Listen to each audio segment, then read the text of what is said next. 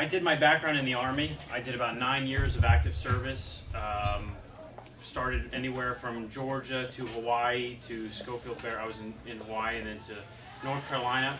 I was a Green Beret officer for about the last 6. I did 3 Afghanistan trips. Came back from Afghanistan the last time in, say, April or so, April-May 2008.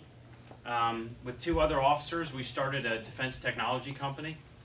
We produce software for the most part. We do a little bit of weapons accessories, but for the most part, it's software for the Defense Department. Business is going well, but for the first time, I was really able to take a hard look at what we had here in the state, and certainly what was going on at a national level. It's a very simple thing for me. It came down to the fact that I've lost friends, and we've all known people that are serving and might have lost people, and we've been fighting this, for freedom since our inception. And there's a contract, I believe, between the citizen and the soldiers. Soldiers were overseas making sure that us back home, the citizenry, actually have something, this base of freedom that they're protecting.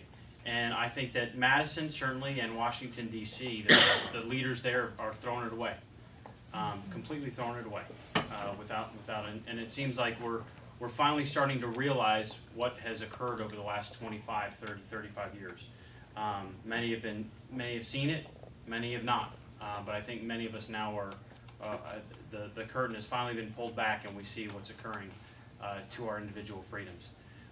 Bottom line was, I said, this wasn't the country that I fought for. This certainly wasn't a state that I fought for. I've got, I have very good friends that I lost overseas that have kids. These are kids that are going to have to grow up in the state, grow up in this country, go to school here, and they deserve a better place, I think. So I took a very hard look at what was going on in the state, certainly for this race. Lieutenant governor position is a position with little efficacy in years past. I don't think anybody in here would probably disagree with that. However, it is a position of executive. It does have the ability to execute should the relationship be conducive with the governor. So I said, with my background, I understand leadership. I've led, I've made decisions in the worst environments. I know how to run organizations. I know how to run organizations very successfully. And I think that at the foremost problem what we have right now as a state is that the mechanisms of the state have just grown on beyond their ability to be efficient. So the first thing that we need to do is actually fix the mechanisms of the state to actually work.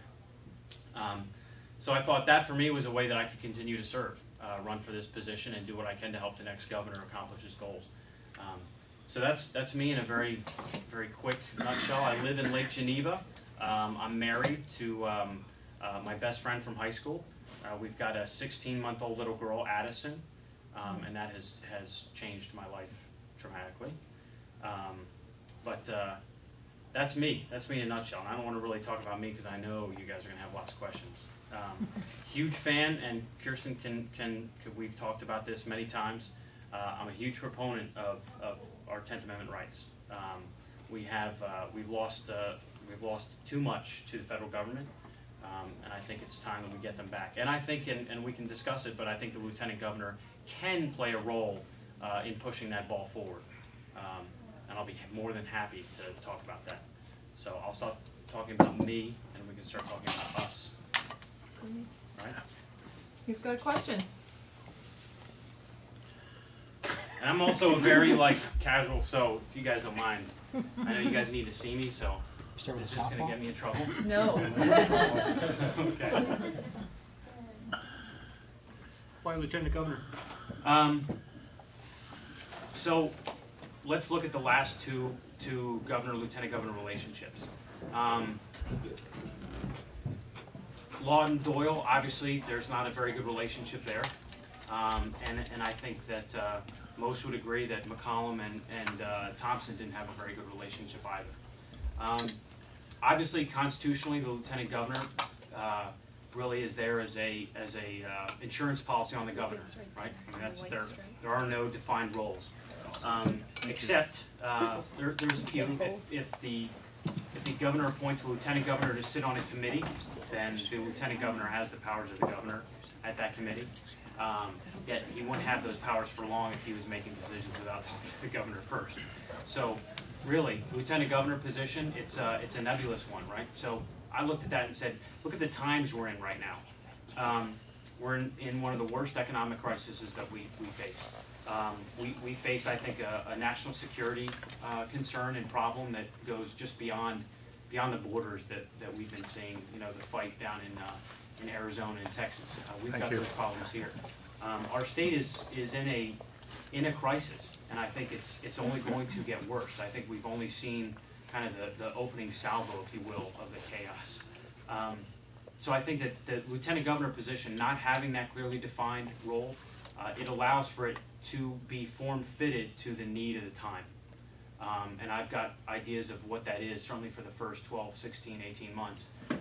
It's going to change.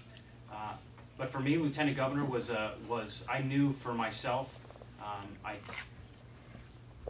I enjoy being responsible for organizations.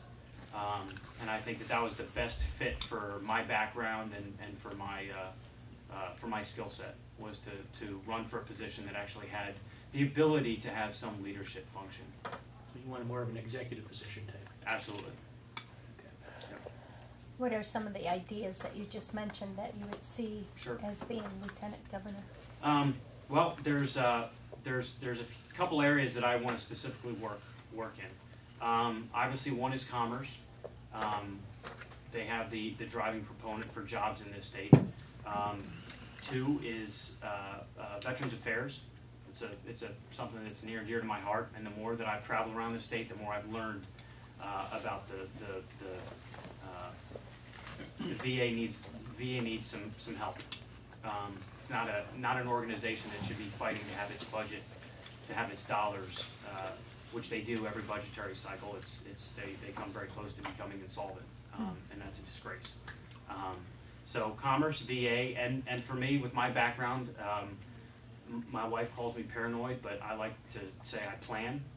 I don't think, for me, Homeland Security, you know, the Wisconsin Department of Homeland Security, obviously tied to the federal, but emergency management. I don't think we're ready for an event, and I think that an event in some definition is going to come, and whether that's Milwaukee, Chicago, St. Paul, I don't know, but I do know that for the most part, we're just not really read into what the plan is, even if there is a plan, and I've got a serious problem with that. So those are the three entities that I want to be able to focus on, is Commerce, VA, and Homeland Security.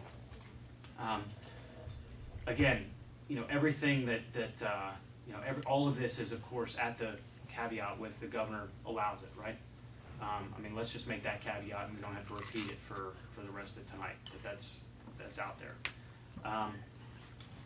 You know, 6 months ago, 7 months ago, whatever it was that I actually started this process, you know, if you looked at my website and you saw the video, I talked about being the lieutenant governor's role being almost the chief executive salesman for Wisconsin. You know, so companies that are out there, we need to have somebody with at least on the you know, what's the word I'm looking for, on the substance of it, some executive power, right?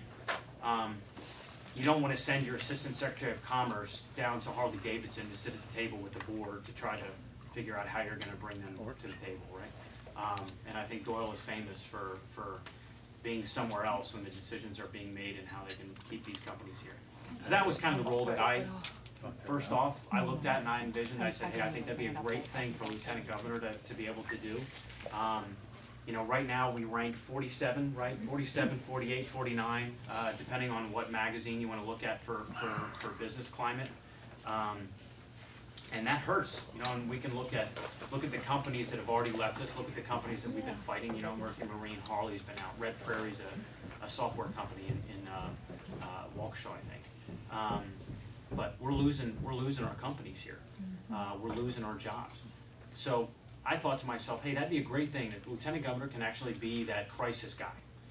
We can work to help keep companies here, help them expand, and for you know, when something like Harley Davidson, something like that comes up, that's the Lieutenant Governor's role, is to be the first one in the breach. Also to travel around the country and try to convince, you know, go to some of these companies that our, you know, Wisconsin, our backbone has been manufacturing. And when you look at,